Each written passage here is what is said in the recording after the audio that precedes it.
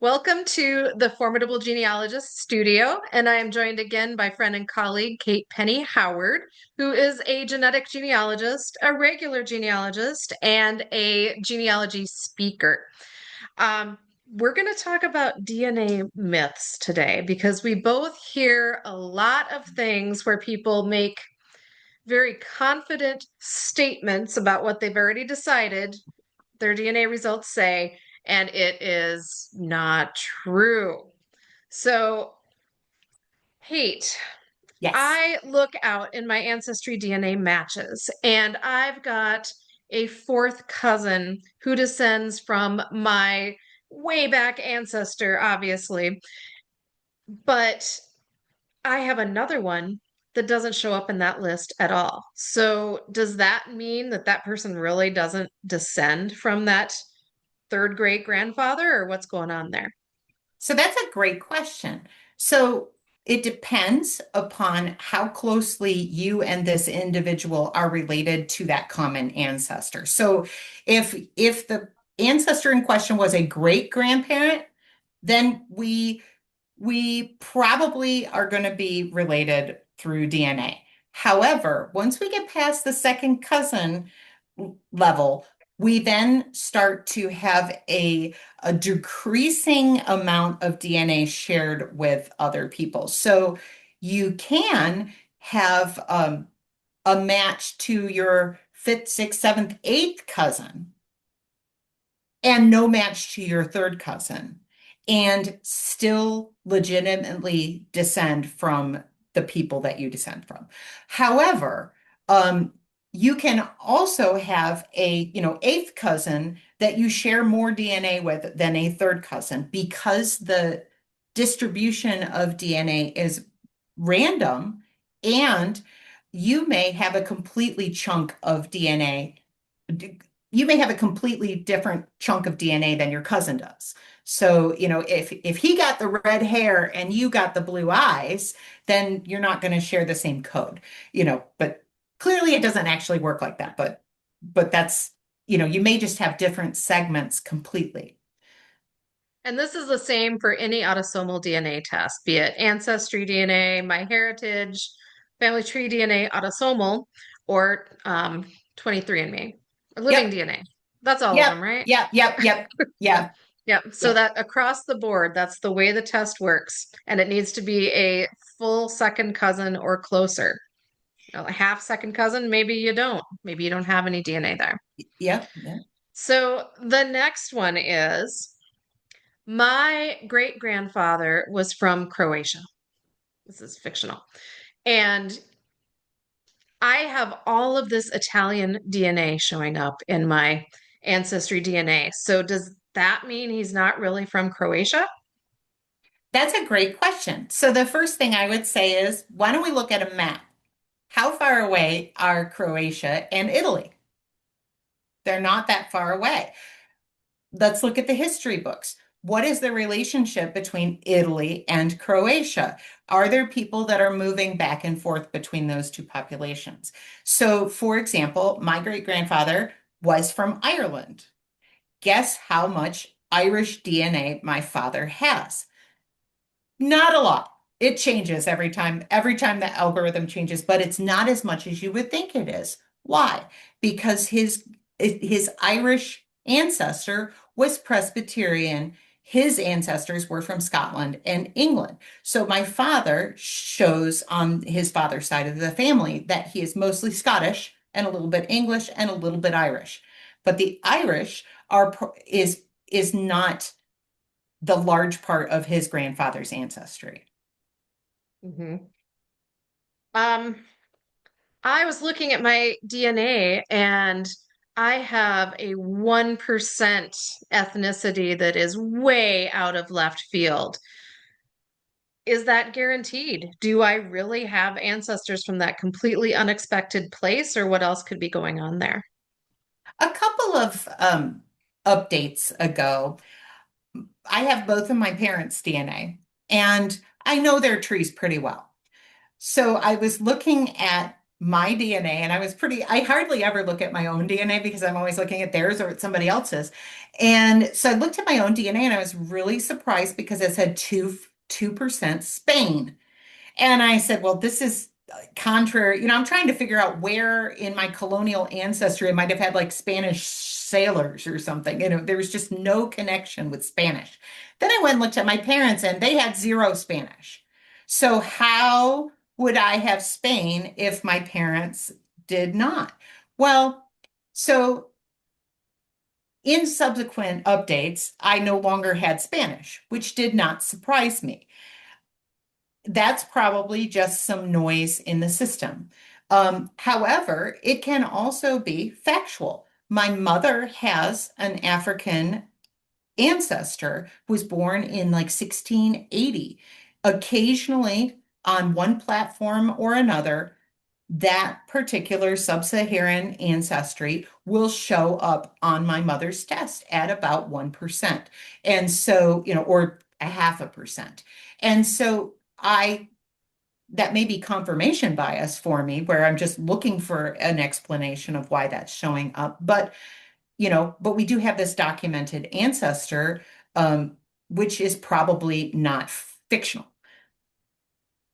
Right.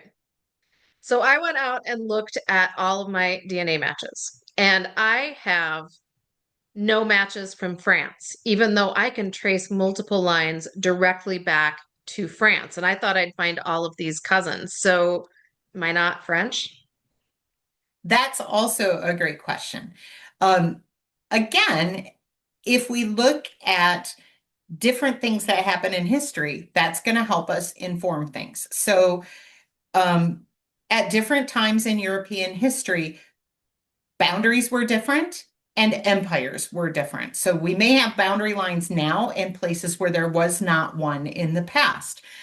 People for different reasons will move from one region to another, and they may end up in a different country eventually as regions change. Another thing that we need to think about is what is going on in current events. Check that country that you think that your ancestors are from and find out what DNA testing is available. In many European countries, it is limited or prohibited by law. And so you may not have an issue with not having matches who have tested. You may have an issue with having people out there who can't test due to legal concerns.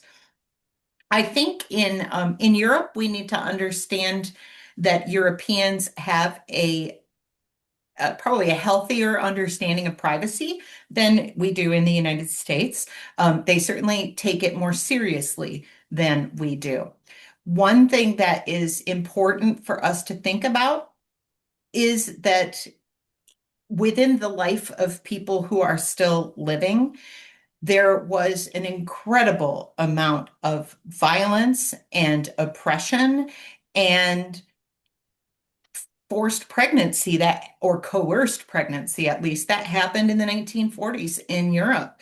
And perhaps some of this hesitancy has to do with not wanting to re-traumatize people who believe that they have a particular ancestry and then take a test and find out that their mother, their grandmother was the victim of a terrible crime. So these are all things that may be part of that. Another thing to think about is what platform are you testing on and where are their customers primarily from? So if you are looking on Ancestry, you're going to see more North American testers than European testers. If you are testing with MyHeritage, you're going to see more European testers because of the local market of these particular companies. So make sure that you've tested everywhere if you are interested in things. I have I have this recent UK ancestry, but I have one second cousin match on living DNA the last time I checked, so I don't ever go back there and check anymore. And if you're out there living DNA and want to talk to me about why I don't have any matches, that'd be great.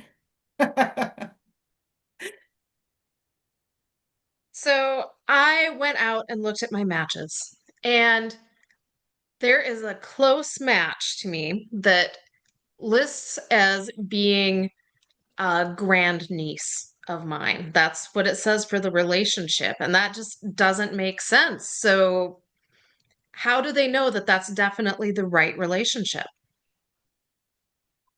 So most of the platforms use a prediction tool, and Ancestry has just updated their prediction tool. And the prediction tool uses patterns of DNA sharing between matches to predict what their relationship might be.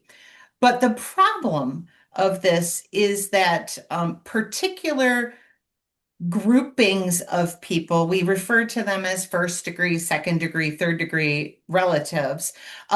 They are from a particular group, they have a particular shared range of centimorgans, we call them. So what is important is that many different family relationships can share the same amount of DNA. So they call this an M level, which is a calculation of how many divisions of DNA there is in this particular thing. So a M3, so an M1 and an M2 is part of the first degree relationship. So M1 is a parent-child relationship. There are times when you would have a more distant relationship that would look like an M1 relationship, but it's quite rare. So generally, when you see something that's about a 3,500 centimorgan relationship, that's going to be a parent-child relationship. But a full sibling relationship can get very close to that range. So that a full sibling is in the M2, but still considered first degree relationship. So when we get to M3, which is a second degree relationship, we see the grandparent, aunt and uncle, niece and nephew, and half sibling are in that. So I have to show off my favorite word is avuncular. Which means an aunt, uncle, or nibbling relationship. So I wish that we would come up with a better word than avuncular because nobody Yeah. knows what it means. Yeah. So the problem is um, a half sibling and a first cousin, even though they're in different degrees and different M groups, they can overlap in their range. And so I run into all the time people saying, I have this half sibling out there. Who's this? And or their behavior is this. And I'm thinking, how do you know that's a half sibling? Well, that's what Ancestry told me. And I say, no, Ancestry told you that it's in this range of possibilities, but you latched on to that half sibling. I think possibly the most sad example of that particular thing that I saw was a person who was completely convinced that their half sibling was not answering their messages. And I looked at it and I was a little bit stunned when I realized that this reported half sibling shared every single ancestor with this particular person, which means that that person has to come outside, has to come from inside of that person. So that's not a half sibling, that's a grandchild. And so I went back to her and I said, I believe this is not a half sibling. I believe this is a grandchild, which may explain why you're not hearing from them. Yeah. And she said, my child is deceased and I don't have any grandchildren. And I said, I think maybe you just don't know about this one. And it turned out that this was a grandchild that was conceived shortly before the death of the father, and they never knew. And, it's been a wonderful story for them to have this surprise relatives show up, who kind of completes things in a way. Right. Yeah. So, and then we go forward. We've got M4, which has first cousins and great grandparents and half aunts and all sorts of things. So, as this system continues out and you get to like M8, um, there then becomes, there then the list of possible relationships becomes very long and very spread out. And so Mhm. it can get very, very interesting after a while. I have one more for you. Yes. So I looked at my ethnicity and it said that I was 30% Norwegian, and now I'm down to 10% Norwegian. So obviously, you cannot put any stock in this because they just keep making changes. How can you make a change on that? That's such a great summation of that particular Yeah. myth. So what's important to understand is that these are estimates, and these estimates are based upon testing populations. So, for example, for my Irish population, they will go to Ireland and test specific reference samples, right? So they'll go and test people from a particular region, and then that becomes the basis for how they are breaking people down into particular locations.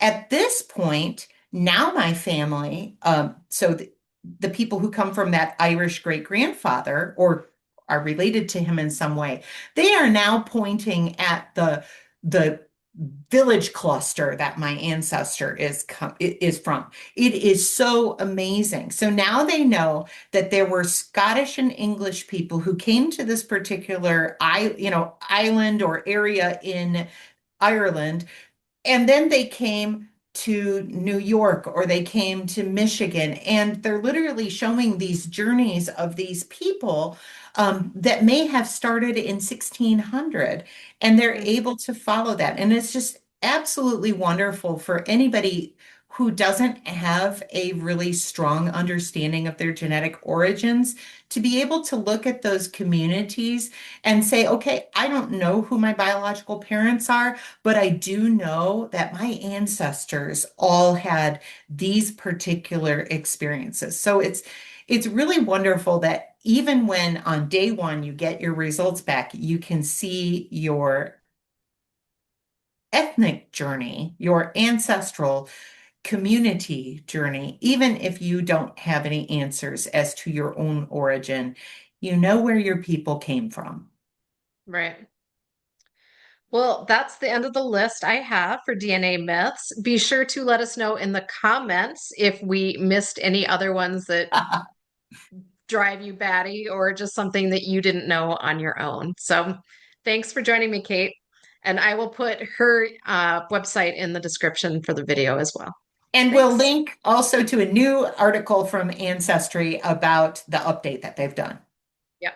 Thank Awesome. you. Thanks so much.